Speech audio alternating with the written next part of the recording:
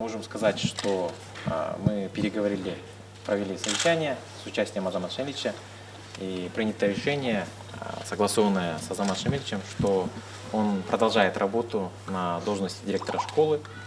Все вопросы, связанные с его отставкой, они сняты. Мы будем работать в прежнем режиме.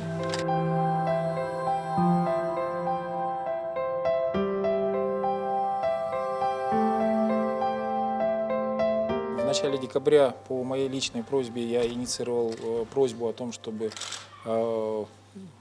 перевести меня в другой статус и работы в школе.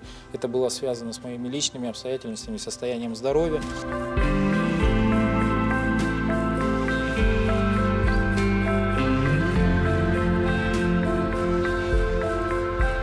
Позиция родителей, насколько я понимаю, они были против того, чтобы я уходил с позиции директора.